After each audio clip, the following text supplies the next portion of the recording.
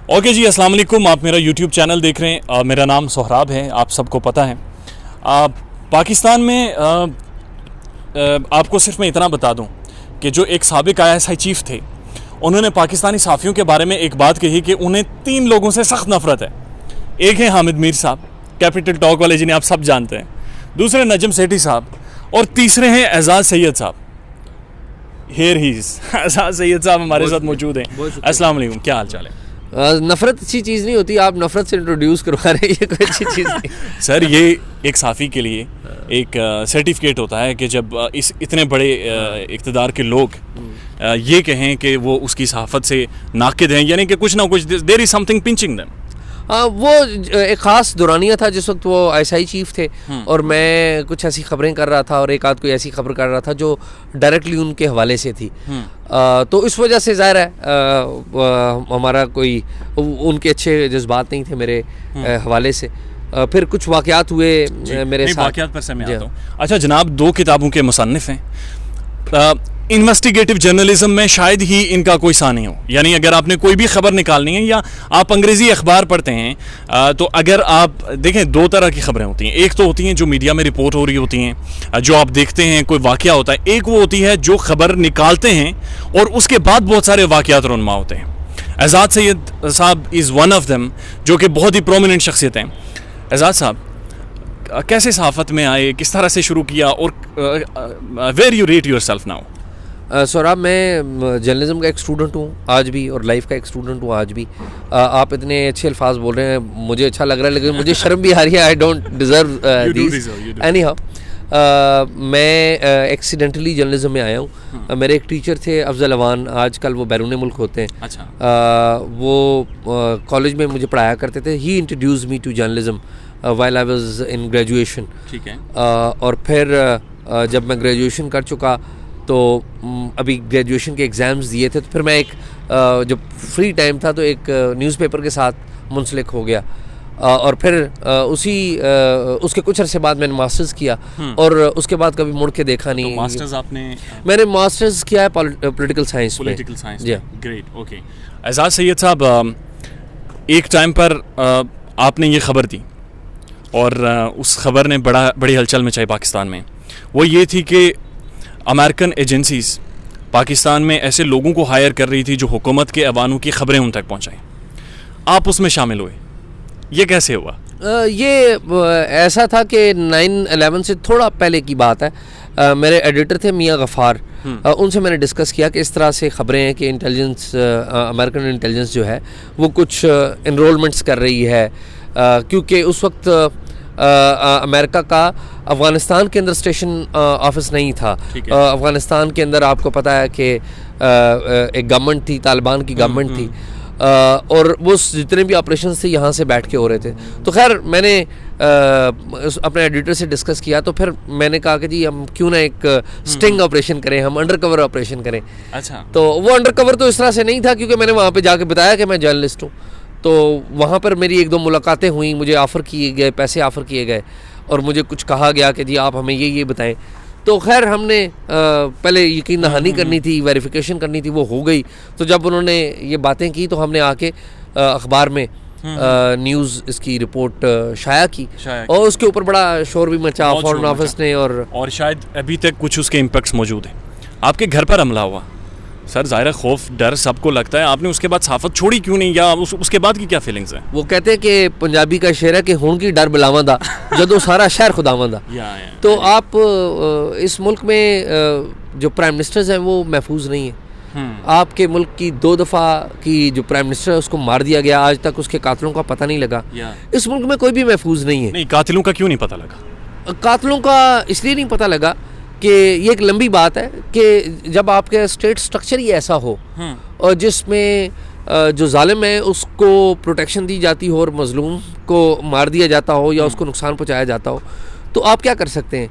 आप कम अज़ कम इतना ज़रूर कर सकते हैं कि अपनी तय जितनी भी आपकी इस्तात है सच बोलने की कोशिश करें और ईमानदारी से काम करें। कहते हैं कि मैं किसके हाथों में तलाश करूं लहू अपना, सारे शहर ने पहन रखे हैं दस्ताने। सो उसके कातिल शायद अभी भी पाकिस्तान में भी मौजूद है, या प्लांट करने वाले। मेरे ख्याल में जो बेनज़ीर भुट्टो का कत्ल है उसका बहुत गहरा ताल्लुक़ है उसामा बिन लादेन की पाकिस्तान में प्रेजेंस के साथ जी। क्योंकि उसामा बिन लादेन के कंपाउंड से एक चिट निकली थी जिसमें उसामा बिन लादेन को मुबारकबाद दी गई थी बेनज़ीर भुट्टो के साथ जो वाक़या पेश आया था 27 दिसंबर 2007 को। तो जिस दिन ये पता लग जाएगा कि उसामा बिन लादेन यहाँ पर कैसे रह रहे थे, तो उस दिन भी मेरे ख्याल में ये शायद क्लैरिटी शायद कोई आ जाए। अब्बाटाबाद कमीशन रिपोर्ट मैंने पढ़ी है जो उसामा बिन लादेन के ऊपर है। उसमें एक जगह पे ये लिखा जा रहा है कि ऑपरेशन से कुछ दिन पहले वहाँ पर दरख्त काटे गए, सफ़ेदे के दरख्त थे वो सारे काटे गए और उस मखसूस वक्त में वहाँ पर लोड शेडिंग भी की गई। इसे हम क्या समझें?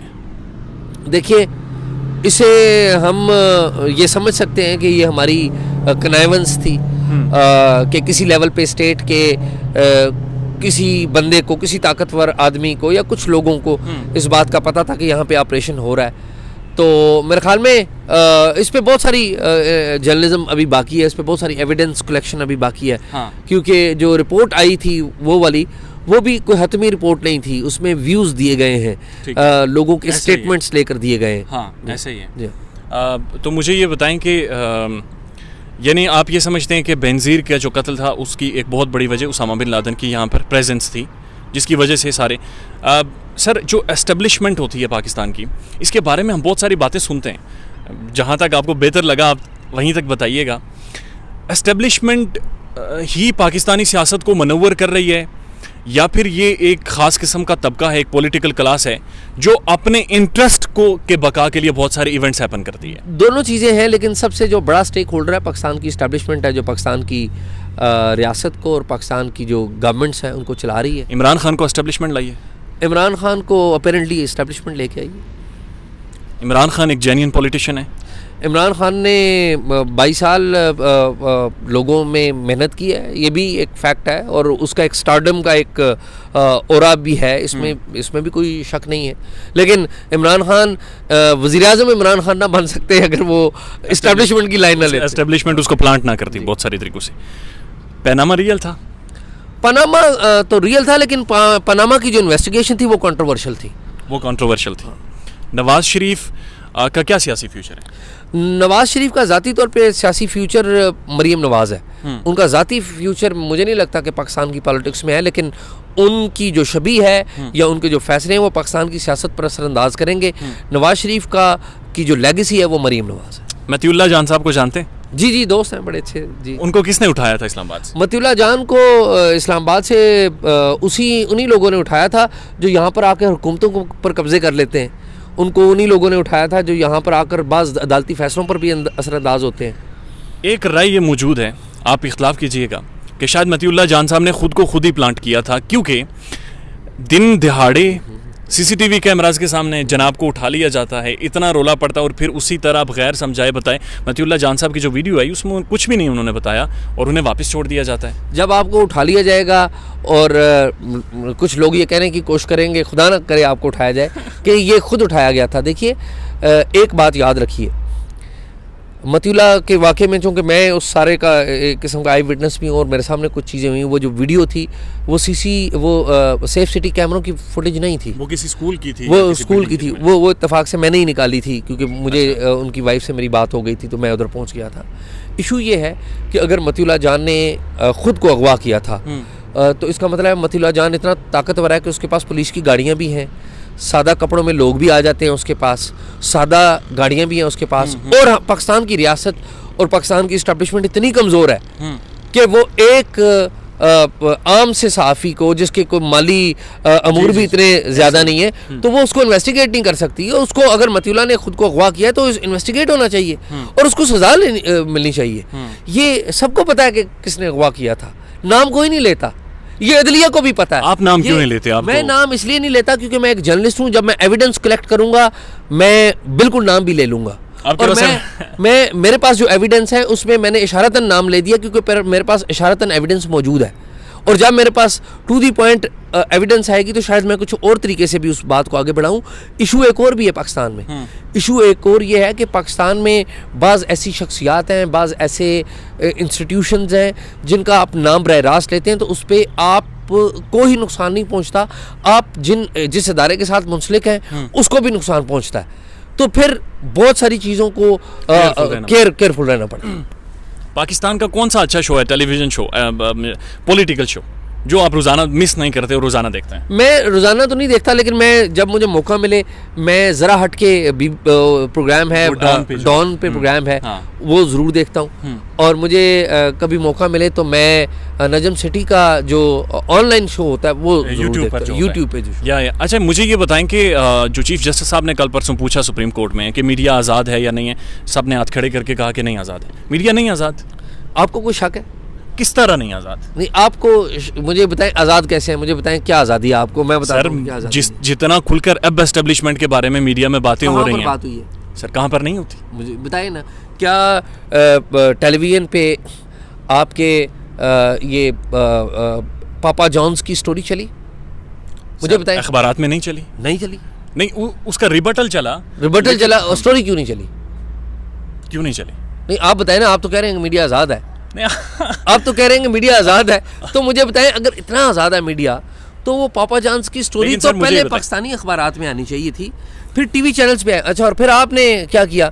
आपने ये किया कि आपने ARY पे जिस बंदे के बारे में वो बैठा हुआ स्टोरी चली दुनिया पे और बाकी टेलीविज़न चैनल्स के ऊपर, आपने उस बंदे की वजाहत का मौका दिया आपने, लेकिन आपने स्टोरी नहीं चलाई। तो ये आज़ादी इतनी सारी है, ये जितनी आज़ादी की बात करें इतनी है। और जब आप नाम लेते हैं ना किसी जलसे में इस पापा जॉन्स की स्टोरी के किरदारों का, तो टेलीविज़न चैनल्स हमारे वो म्यूट हो जाते हैं, वो नाम नहीं आता। तो ये आज़ादी इतनी है आपकी। एजाज सैयद साहब, आप मुझे बताएं आप कितने अरसे से सहाफ़त कर रहे हैं सर? मुझे कम से कम 20 साल हो गए। 20 साल हो गए। 20 साल काफ़ी लंबा अरसा है। जितनी अब एस्टेब्लिशमेंट की कार्रवाइयों के ऊपर बात होती है या उसकी पॉलिटिकल इंटरफेरेंस के बारे में पहले होती थी? बिल्कुल होती थी, और अभी तो बात ही नहीं हो रही पहले के मुकाबले में। मैंने वो वक्त देखा हुआ है, 2007 से लेकर 2014 तक का जो दुरानिया है, कंपैरिजन नहीं है उसका कंपैरिजन नहीं है। आज तो आप नाम नहीं ले सकते किसी का। अच्छा। आप किसी इदारे का नाम नहीं ले सकते, किसी इंडिविजुअल का नाम नहीं ले सकते, कोई कंपैरिजन नहीं है। चूँकि मुझे आपका जर्नलिज्म का बैकग्राउंड नहीं पता कि आप कितना पुराना है, लेकिन आप जब उस दौर से देखेंगे, कंपैरिजन करेंगे, तो आपको पता लगेगा कि आज़ादी है क्या थी। मिसयूज भी हुई, ये नहीं है कि मिसयूज। आपके नज़दीक आज़ादी है क्या?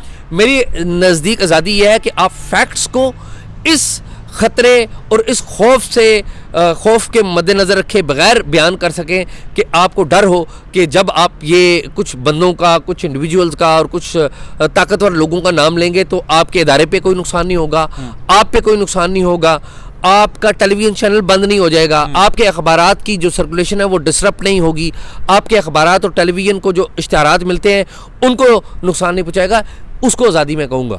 बाकी अदरवाइज़ तो आप जो मर्ज़ी कहते रहें। नवाज़ शरीफ साहब जो एस्टेब्लिशमेंट पर तनकीद कर रहे हैं, नवाज़ शरीफ जो मुल्क से बाहर गया था सर, वो किसने प्लांट किया था सर? नवाज़ शरीफ जो मुल्क से बाहर गया था पाकिस्तान, ये इमरान खान साहब को भी पता है कि वो किसने किया था।